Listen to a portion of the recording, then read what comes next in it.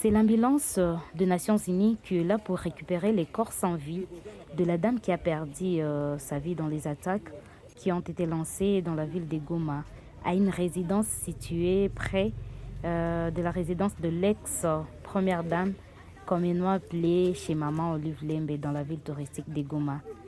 La famille est en vive émotion. Après le retrait du corps d'Eline Delors, une femme qui travaille pour les agences des Nations Unies, plus précisément dans l'UNICEF.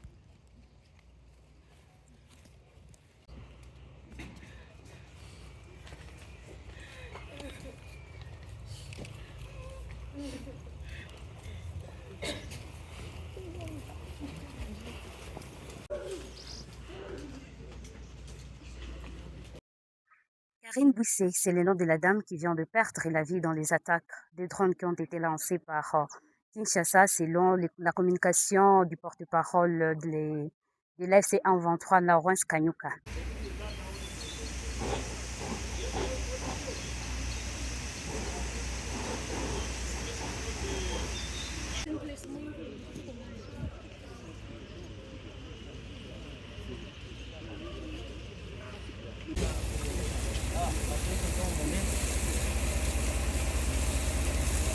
Mesdames et messieurs, chers téléspectateurs, et partout où vous êtes, nous vous disons bonjour et nous vous accueillons à suivre avec nous cette exclusivité sur les attaques qui ont été signalées depuis 4 heures du matin dans la ville touristique de Goma. Nous sommes sur les lieux, les dégâts sont visibles, vous le constatez avec moi. Derrière moi, c'est le bâtiment qui a été touché, qui a été endommagé par ces attaques.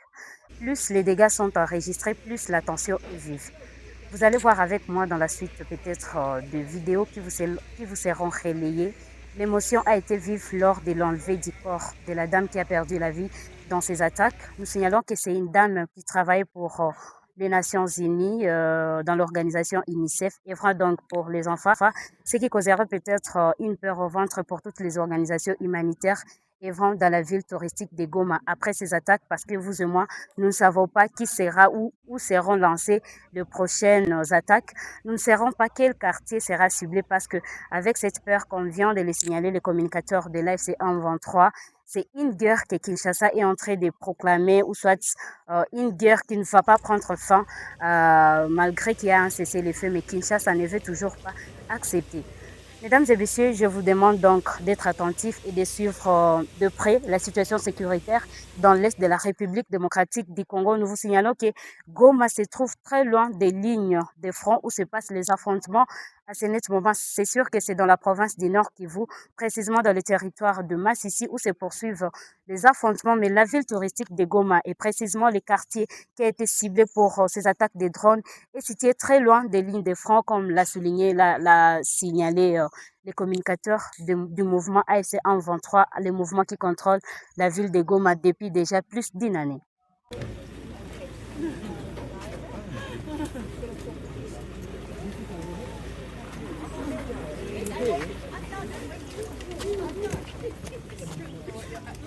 Allez, allez, partez, s'il vous plaît. Laissez-nous un peu de privé.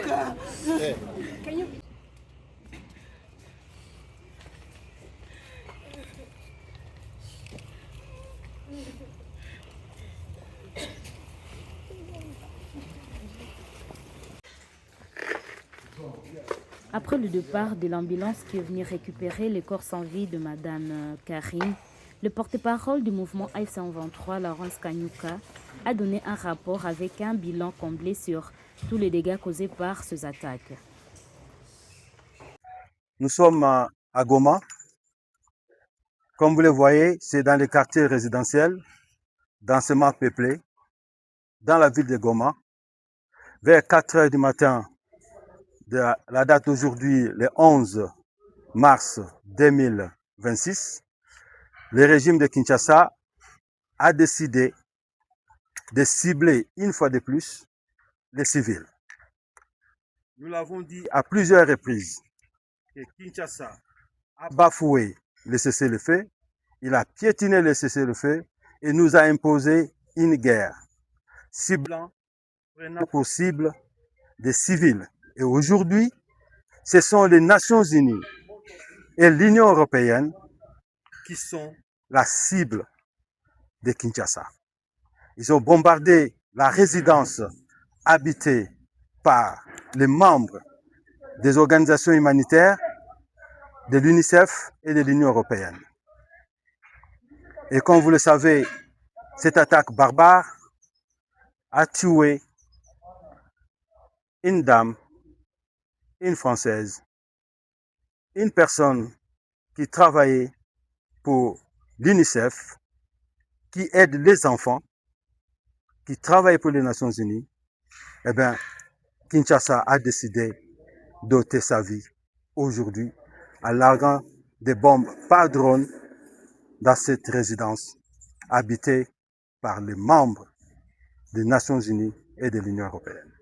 Donc, vous pouvez prendre des images, la preuve est là, et vous voyez comment est-ce que les civils sont tués chaque jour. Et nous ne cessons jamais de le dire chaque jour que Kinshasa viole le cessez-le-feu. Et depuis qu'on a quitté Uvira, il a installé son quartier général à Uvira où il coordonne toutes les attaques par bombe. Donc, nous disons aujourd'hui ce que Kinshasa est en train de faire. La preuve en est là. Et nous prenons en témoin les Nations Unies, la communauté internationale, l'Union européenne, l'Union africaine, de ce que Kinshasa continue de faire aux paisibles citoyens. Et ici, nous sommes à Goma, une zone densément peuplée, urbaine, loin des lignes de front. Mais Kinshasa a décidé de cibler les civils.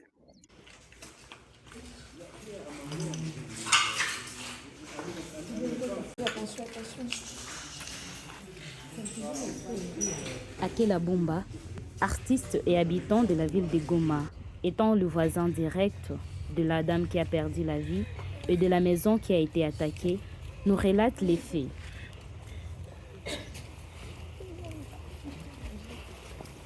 Tout comme voisin, face qu'on y événement, le petit cana, c'était vers 4 heures comme ça. Et nous résidence, il y a M. Pascal, Grand Lac Motor. Nous avons habité dans les Nations Unies. Malheureusement, pour que tout le monde ait alianguka, ni madame moyen atumikaka pour UNICEF. Vers 4 heures comme ça, kulikuwa explosion ya kwanza kaliangukia mulaki kaliangukia pia tuyue, mais ya pili jonye ligusa hapa jour na pale kwa espace yetu wa artiste manjanja iliruka. Naona manjanja hayo iliruka na mpepe. Hakuna mtu mwenye alilumia hapa. Il est 9h sur les pentifs de votre chaîne, mesdames et messieurs. Nous sommes toujours à l'endroit où s'est passé l'incident. Nous sommes toujours à la résidence qui a été attaquée par les drones depuis 4h du matin, la matinée de ce mercredi 11 mars 2026. Mesdames et messieurs, chers téléspectateurs, il y a eu un incident et vous avez peut-être vu dans certaines images qui ont été balancées sur notre chaîne. Il y a eu quand même un secours, malgré que le secours vient toujours avec retard, dit-on. Il y a eu les agences des Nations Unies qui ont envoyé des camions anti-incendie pour essayer de tendre les feux. Mais jusqu'à ce net moment, il y a toujours de la fumée qui sort de la résidence, comme vous pouvez le constater, et le service d'entretien sont toujours en marche. À part le dégât matériel, les vitres qui ont été cassées, il y a eu perte en vies humaines, je voulais souligner dans la première ligne. Vous le voyez, l'émotion a été vive. C'est pas toujours facile de consommer la perte de notre chair. Et vous avez vu, vous avez avec moi les pleurs de ces dames voisines et proches de la personne de Madame Karine, qui travaillait pour les Nations Unies dans l'organisation UNICEF, œuvrant pour la cause de l'enfant sur toute l'étendue de l'Afrique et pour la cause des enfants peut-être déplacés.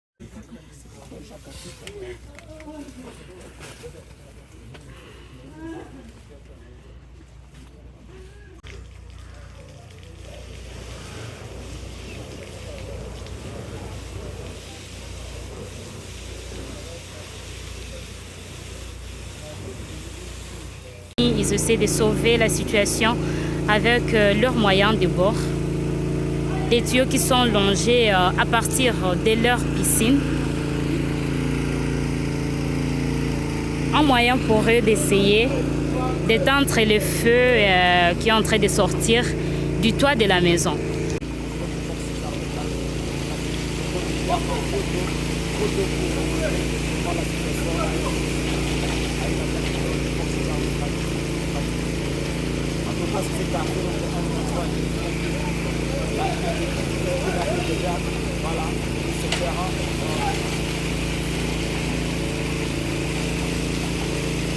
Ils essaient avec les peu qu'ils peuvent, ils essaient avec le moyen, avec leur force, pour essayer de voir s'ils vont arriver à éteindre le feu. Par-dessus,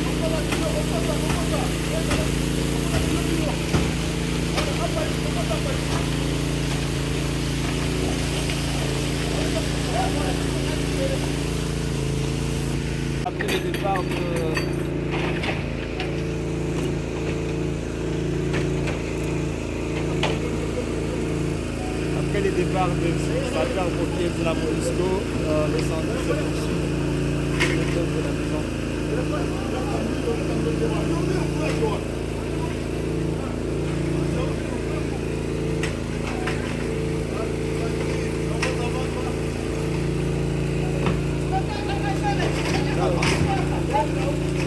Regarde comment ça.